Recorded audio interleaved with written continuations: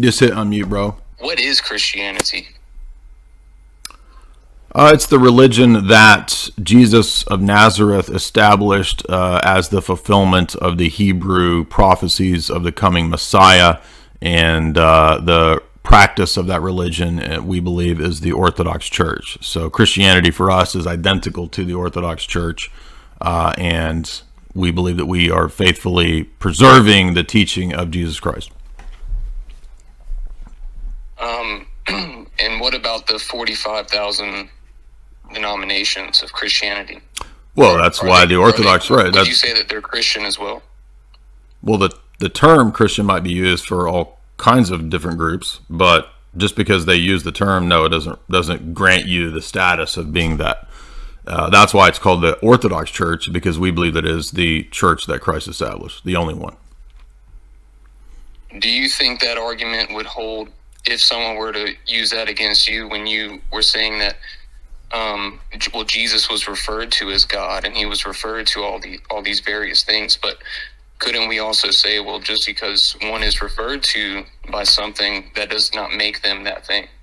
Yeah, but it's not just a nominal reference. It's an actual historical lineage. And so the church of the first 1,000 years is the Orthodox Church. You can verify that by reading the church fathers all the way back to the 1st, 2nd, and 3rd century. And so that's the proof that the Orthodox Church is the true church, not just the name alone.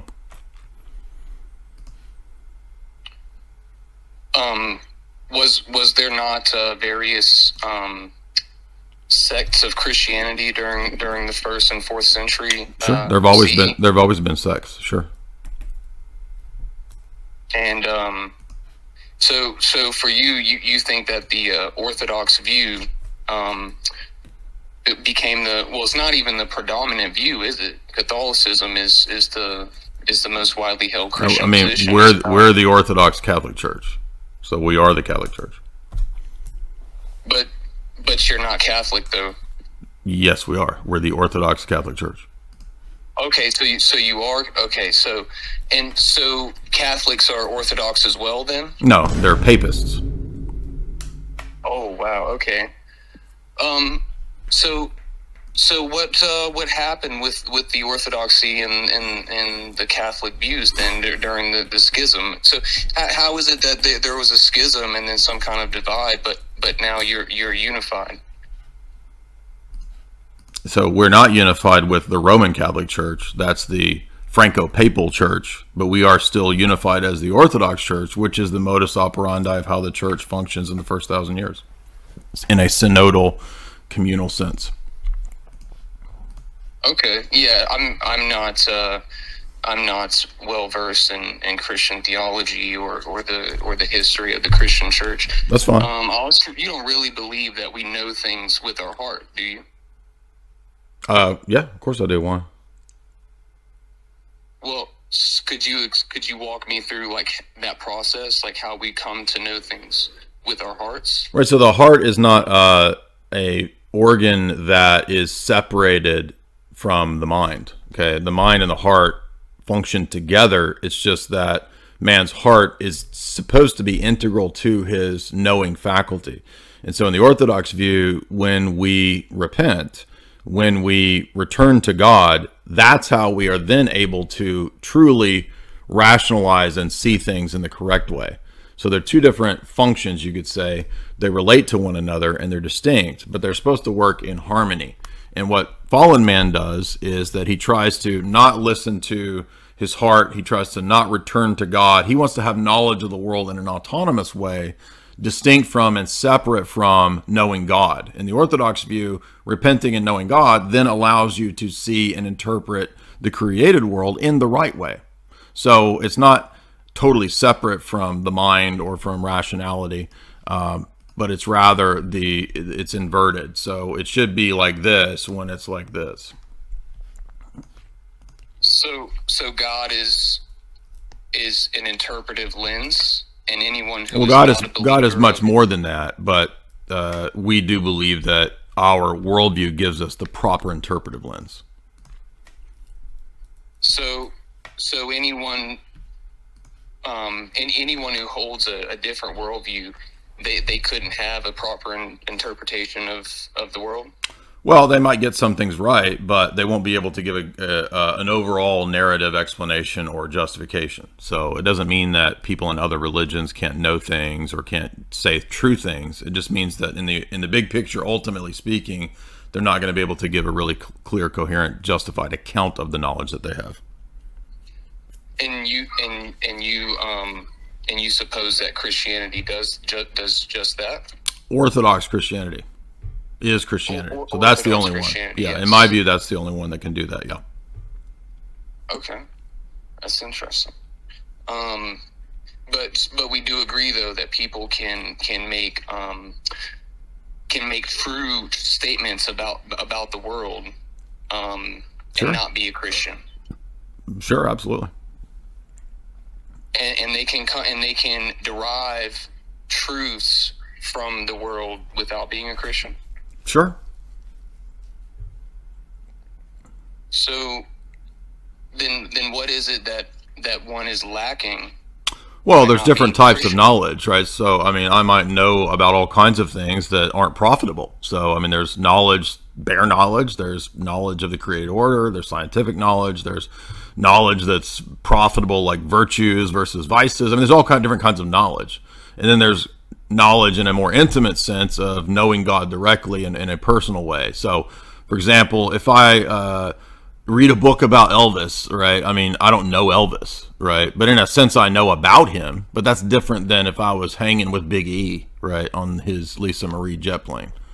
So in the same way, I mean, there's different types of knowledge. There's different levels or degrees, I guess you could say, of knowledge or intimate knowledge. And so, yeah, I mean, people can know all kinds of things outside the Christian worldview, but that's a different question from can they give a coherent, justified account of that knowledge? Yeah, I think they can. I mean, you yourself just admitted that there are various interpretations of epistemology. Well, that doesn't mean that. Hold on, no. Whoa. Various kinds of knowledge. The fact that there's different types of knowledge does not mean that there's different justifications. Those two different things. So I'm saying that you might be able to know those things, but that doesn't mean you can give a justification of that knowledge.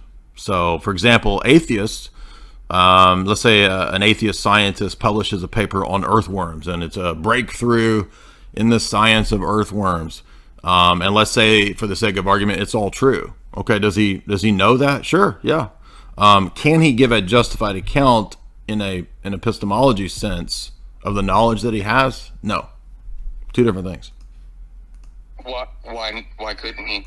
Well, because in my case example, it was an atheist scientist, and so atheists are not going to be able to give an account for knowledge in their worldview, because atheism precludes the possibility of a rational, coherent justification for all kinds of things like abstract objects, identity over time, principle of induction, all of these things. So are you saying that those things cannot happen naturally? That God is necessary? Yeah. To say that they're merely naturalistic phenomena is not to give a justification. But that's just telling a story. That's just stating what it is. Is giving a justification? No, it's not. Is what? But so you're saying that just saying that these are natural phenomena is not enough to justify the natural phenomena. Right. So we must so then it's not enough to justify the worldview. That the physical cannot justify the physical. You're saying that the metaphysical is necessary to justify the physical. Stating what something is in your worldview does not count as a justification for the utilization of those principles in epistemology.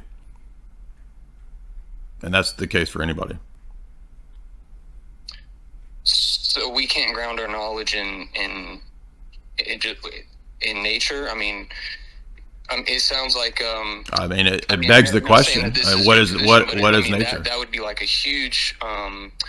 That'd be taking a huge shot at like cognitive scientists and psychologists and neuroscientists. You know. Well, I'm happy to take a shot at that because cognitive scientists typically don't know anything about epistemology. Yes, I agree with you there, unless they come from a philosophy background. But But I do disagree, though. I mean, it does seem to me. So give an account for the priest. Okay, yeah. So to give you an account of knowledge, how it could happen naturally is just through the process of evolution by natural selection. I mean, okay, that's telling a story is not giving a justification. So this is so what atheists always do is they think telling a story is a justification.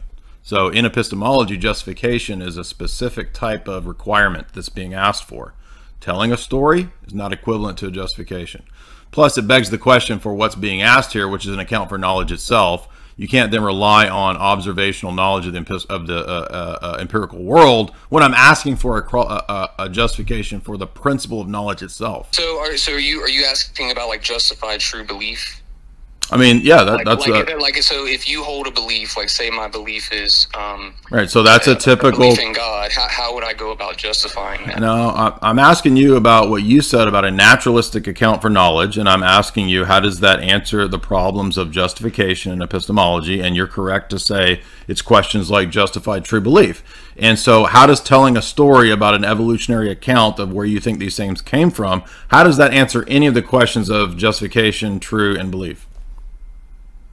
So if I were to show you a display of intelligence, and to use your example, the worm, let's say C. elegans, and it was able to make its way through a maze, like, is that not justification for? No. So again, you're showing that you don't know what the question of justification. Kind of no, you're showing that you're not understanding what justification is requiring. Okay, so then could you tell me like what justification? I want an account of the possibility of knowledge itself. Well, in the Christian worldview, it's not a problem because if God created the world in a regular fashion through divine providence, if he guides it towards a telos or towards a purpose, then we know that it's not a dysteleological universe, it's a teleological universe. It has meaning, it has purpose external to man in the world itself. And so, so that means that objects have natures, they have qualities and attributes that we can pick out, and because man's made in God's image, he has a reasoning faculty by which he can do those things. And he has will, he has intention, he has emotion, he has all these faculties which perfectly make sense in the Christian worldview as to how it's possible to have knowledge. So what I'm asking for is the question of the possibilities of knowledge. What are the preconditions and the requirements that are necessary to have knowledge at all? And you're answering by saying, well, I can give you a knowledge claim. Here's another knowledge claim. Here's another knowledge claim. Yeah, that's not answering the epistemic question. I get your question now. So what allows, okay, so your question is, what allows for the possibility of knowledge? So the answer to that is, well, obviously you would need a universe. No, I didn't ask for what allows. No, that's not what I said. You also need agents in that universe. Okay, how do you have agents, meaningful personal agents in a universe that's purely naturalistic? What do you mean? How do you have meaningful agents in a naturalistic I mean, you're universe? you're just a product of the phenomena of the natural world. You're not a meaningful agent. No. Okay, then you're not an agent. That follows. I don't think that. How does that follow? How does it follow that you're a meaningful agent in a purely naturalistic determinist universe? So I'm not sure that there is intrinsic meaning in the universe. Okay, then you just refuted yourself. But I don't think that. So you just refuted the argument that there's meaningful agents in the universe. Right, so I was going to say okay, that so you did refute yourself. There yourself. isn't any intrinsic meaning in the universe. Then there's not meaningful agents. Then there's not meaningful agents. By the way, people are wondering, I found these, I'm not dipping, it looks like a dip pod, it's coffee grinds. So if you go to a gas station, now they have these, I tried dipping when I was a kid and I threw up. But now they have them with coffee, so I'm dipping with a coffee grind. And I kind of like